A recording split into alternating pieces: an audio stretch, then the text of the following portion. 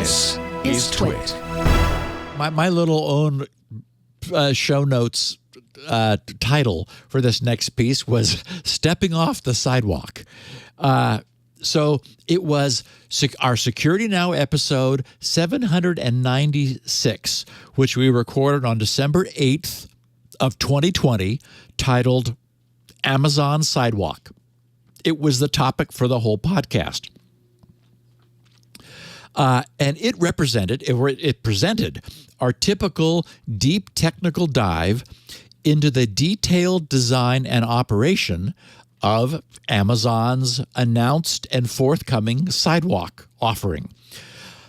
And independent of the creepy feeling that some people get from the idea of enabling bidirectional sharing of heavily encrypted low bandwidth Bluetooth and 900 megahertz low RA, capital L, lowercase o, capital R, lowercase a, radio over the participating networks of those in close proximity, we concluded, as you reminded us, Leo, correctly, we concluded at the time that from a technology standpoint, Amazon appears to have done everything right.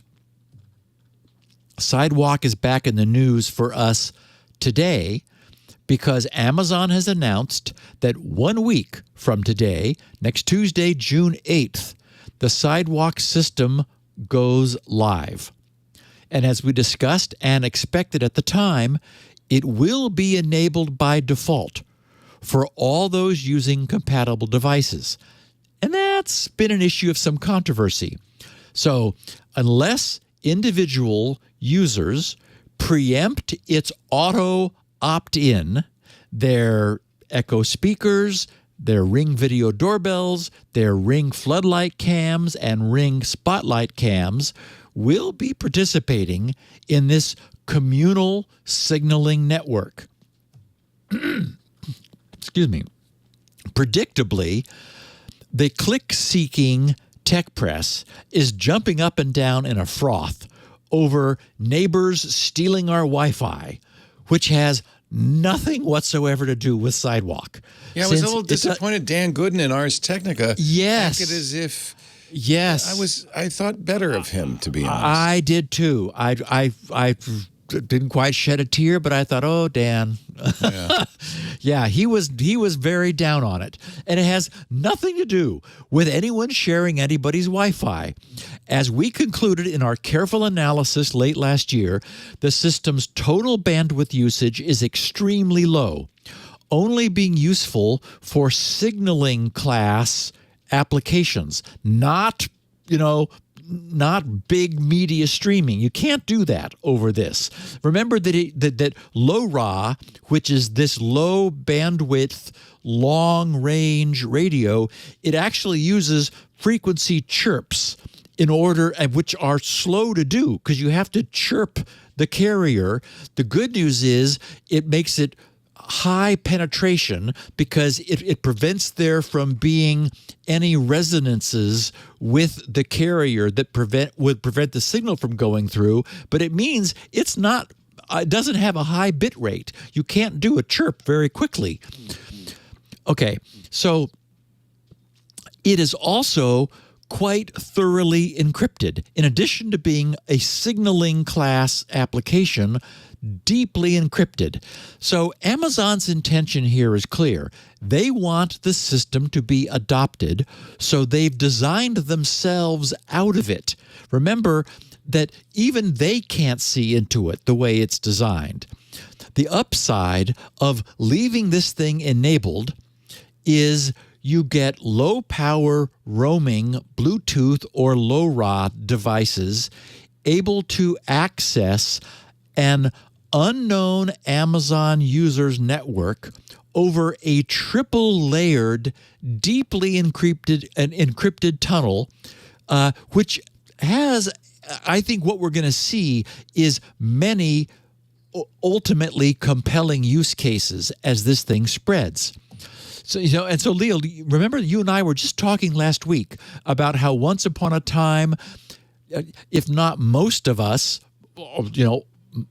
well, probably most of us, if not all of us, were deliberately running with open, unencrypted Wi-Fi networks because we wanted to share our internet connectivity with our neighbors. It was considered, a neighborly thing to do. It's like, hey, why not? Let's, let people use it if they're in the area. And today, of course, we no longer do that because we've learned that's not safe. But allowing Amazon's Sidewalk to remain enabled is not the same as that at all. The design, which we talked about at the end of 2020, anybody can go back to episode 796 and listen to the end of it again if you want a refresher. The design is clearly intended to absolutely prevent any possible abuse of the system. A roaming wireless device that reaches out and connects to Sidewalk has zero access to the hosting network it's connecting through, just as the hosting network has zero access to the roaming device's data. It was very well designed, and we know how to do this sort of thing now. You could sort of think of it a little bit like a VPN tunnel that is like triple layer protected. And recall from our previous discussion that not even Amazon, as I mentioned, has access to the Sidewalk data. It is still encrypted. It's, think of the Tor network and successive, onion layer routing. It's like that. When Amazon gets it and forwards it to the service provider offering the service that the device at the other end wants access to, it's still encrypted when Amazon has it. And it's only the service provider that is ultimately able to unwrap that inner layer of the onion in order to work directly with the device on a point-to-point basis. So the hysterical press, which talks about yet another intrusion into our privacy, is really clueless on this. And, we're beginning to see this more and more. These things are complicated. The example we used last year was the Apple and Google initiative for, have these two users been in proximity to each other? It was like, oh my God, the sky's falling, even though we looked at it and it was well designed. Okay, so all that said, I fully understand that some of our listeners may be thinking, no way am I letting Amazon do this.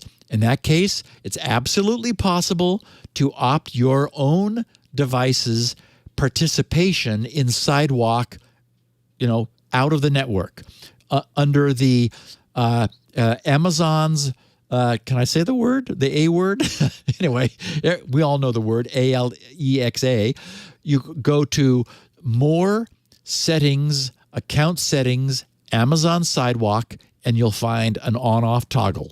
It'll be on until you turn it off. Yeah, that's what I think some people bothers them, that Amazon, knowing that no one's ever going to turn it off, has it on by default. But I think they also knew no one would turn it on if it were off by default. Correct. Correct. Yes. Why do you think Amazon's doing it? That's the real question. I think people don't trust Amazon, so they assume there's some nefarious intent. I can't see any. I really do imagine if you had a low energy tag around the neck of your pet and it wandered off, away, you would, how many times have we seen lost dog and cat posters, stapled to telephone poles? Right. That happens. And Tile, which was really concerned because Apple was going to eat its lunch with their AirTags, was able to use it, which at least gives it a chance to succeed. Right. And I was trying to think, is it Amazon using it to track its delivery trucks? But no, I don't think they need that. Are they tracking delivery packages? Well, in order to do that, you'd have to put a fairly expensive device with a radio transmitter and receiver in the package. You're not going to do that. Maybe they've got some longer-term game. Remember that it's only the newer devices that have the LoRa, so the whole system falls back to Bluetooth Low Energy unless you've got that newer 900 megahertz radio, and they've only been putting it into some of their Ring things recently. So it's also going to take quite a while for this network to achieve critical mass. But I think, how about like an elderly person? Oh yeah. Like I have fallen, Happens I can't all the get time. up, or panic alarm. Or Yes. I get regular alerts from elderly people with various forms of dementia who've wandered off, and their family wants to know where they are. You get a little bracelet or a necklace for them, and you will know. And it's pretty accurate location. You think? I mean, how? Yes, because even if it had access to multiple locations, it could do some signal strength triangulation. Yeah. Exactly. And it goes half a mile. I mean, you only need an Echo device every half mile to have some connectivity. And remember, Amazon did an experiment, I think it was in Seattle, where they let their employees take home a Ring. Right.